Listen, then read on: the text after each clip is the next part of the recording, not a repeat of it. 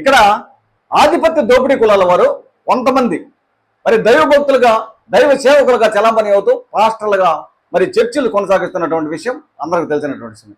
అయితే వాస్తవంగా ఈ చర్చిలకి మరి ప్రార్థనకి యేసు ప్రభువుని నమ్ముకునేటటువంటి వారు మా దళితులు 90% మంది ఉంటారు.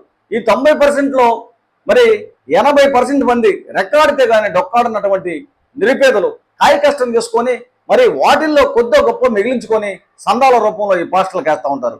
మరి కొంతమంది చిన్న చిన్న ఉద్యోగస్తులు చాలన్నటువంటి జీతాలతో ఈ జీతాల్లోనే దశమ భాగంగా 10% తీసి మరి దశమ భాగంగా ఈ పాస్టర్లకు వేస్తూ ఉంటారు. మా దళితులు మరి కాయ కష్టం చేసినటువంటి వారు చాలన్నటువంటి జీతాలతోటి మరి సర్దుకునేటటువంటి వారు వేసేటటువంటి చందాలతోటి దశమ భాగాలతోటి కోట్లు గడించుకొని భోగభాగ్యాలు అనుభవిస్తూ లగ్జరీ లైఫ్లతోటి రాజభోగాలు అనుభవిస్తూ మరి అందలానికి కూర్చున్నటువంటి ఈ యొక్క ఆధిపత్య కులాల వారిని మీరు పాస్టర్లని గమనించవచ్చు. అయితే ఇక్కడ ఏం జరుగుతుంది, నిన్న సుప్రీంకోర్టు ఇచ్చినటువంటి తీర్పు నేపథ్యంలో మరి దళితులు క్రైస్తవంలోకి వెళ్తే ఎస్సీ హోదా రద్దు అనే దాని మీదట ఎవడైనా ఈ ఆధిపత్య అగ్రకులాల వారు ఈ దోపిడీ కులాల వారు పాస్టర్లుగా చలామనేటటువంటి వారు మరి సుప్రీంకోర్టు తీర్పును ఖండించారా, వ్యతిరేకించారా? చెప్పండి. ఎవరు కూడా ఖండించలేదు, వ్యతిరేకించలేదు. ఈ ఆధిపత్య దోపిడీ కులాల పాస్టర్లు ఎవరైనా మన దళితులకు అండగా వచ్చి ఒక మీడియా సమావేశాన్ని ఏర్పాటు చేసి మరి మీకు మద్దతుగా ఉంటాం, మీకు అండగా ఉంటాం, మీకు సపోర్ట్గా ఉంటాం, మీ పక్షం నిలబడతాం, ఆ తర్వాత సుప్రీంకోర్టులో ఫిల్ చేస్తాం, న్యాయ పోరాటం చేస్తామని ఎవడైనా ఒక్కడైనా ఈ ఆధిపత్య మరి అగ్రకులానికి చెందినటువంటి పాస్టర్లు ఎవడైనా మీడియా సమావేశాన్ని ఏర్పాటు చేసి మన దళితులకు భరోసా ఇచ్చారా? ఇవ్వలేదు కదా. ఇలాంటప్పుడు మీరు ఎందుకు ఈ ఆధిపత్య దోపిడీ కులాల పాస్టర్ల దగ్గరికి చర్చిలకు వెళ్తారు? వాస్తవంగా మీరు ఒకటే గమనించండి.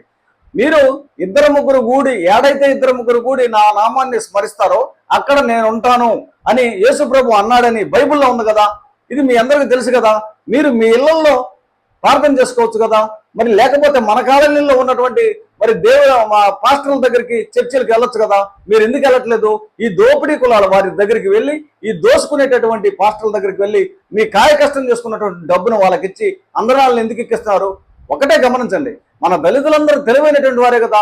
మీరు ఈ తెలివి మరి ఉపయోగించకుండా మానవత దృక్పథంతో ఒకసారి ఆలోచించి ఈ యొక్క ఆ అగ్రకుల దోపిడీ పాస్టర్ల దగ్గరికి వెళ్ళి మనల్ని ఎందుకు మీరు నాశనం చేసుకుంటున్నారు? కాబట్టి ఒకటే తెలియజేస్తున్నాం.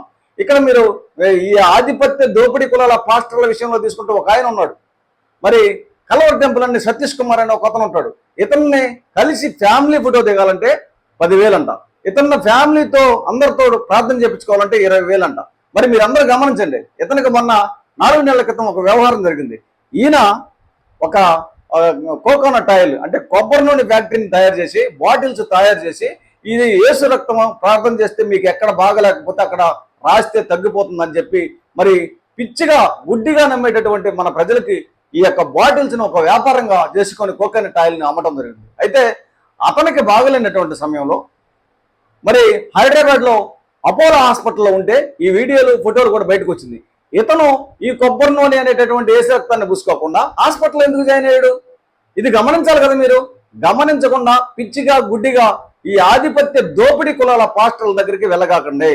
ఒక్కసారి వెనక్కి తిరిగి ఆలోచించుకోమని ఆంధ్రప్రదేశ్ రాష్ట్ర మాల మహానాడు తరపున తెలియజేస్తుంది.